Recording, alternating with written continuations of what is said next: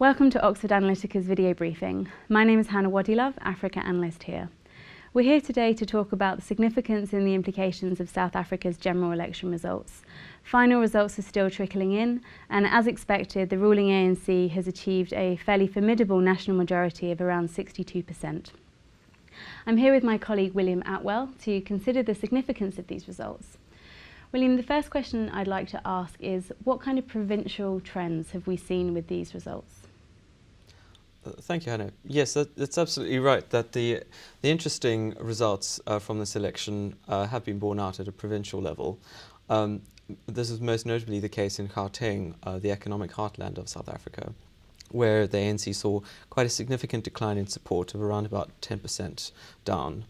The DA has increased its support in most provinces across the country and nationally, rising from 17% to around about 22%. It's important to note, though, that this increase has been at the expense of smaller parties rather than the ANC itself. Many of these smaller parties have declined in support to 1% or less than that, and some prominent smaller parties have registered particularly disappointing results from the perspective of their supporters.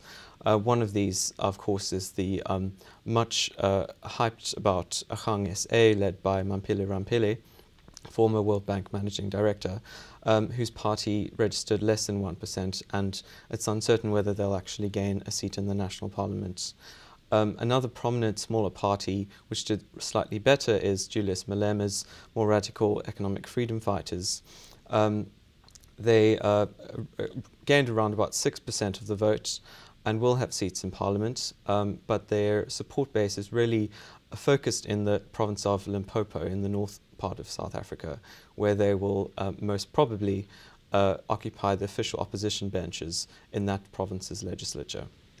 So what you're saying is that we are seeing a kind of an acceleration and an exacerbation of existing trends, which is the case where smaller parties like the DA are not necessarily taking votes away from the ANC, but they are increasing their strongholds in places where the ANC was already weak, such as urban metropoles in, for example, Gauteng. So you say that the EFF, much vaunted Julius Malema's party, did less well than perhaps was expected. I think the next question should be then, what kind of policy implications do we see from these results? Well, consistent with this trend of continuity, with some changes here and there, I think much can be said for this trend bearing out on the policy front as well.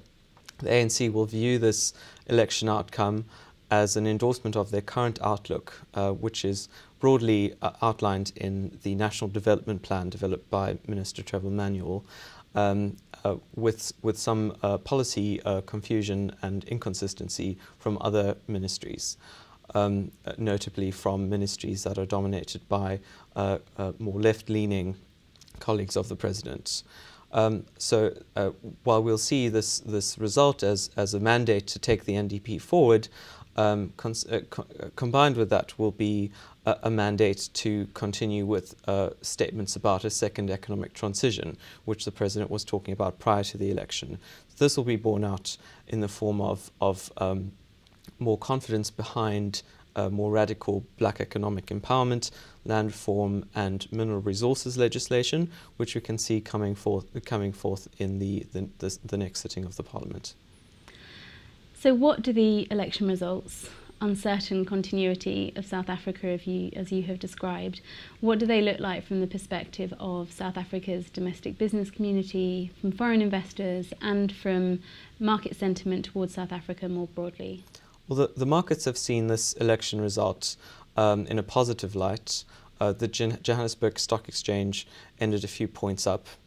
The rand also gained against the dollar, and I think we can see this as an indication of businesses' reassurance at this outcome.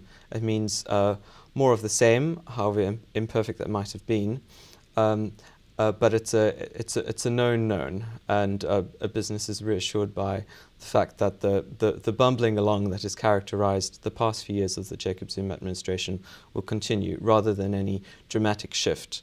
Importantly, the relatively modest outcome for the EFF means that the ANC does not feel the need to outflank them with more radical policies than they had currently been articulating.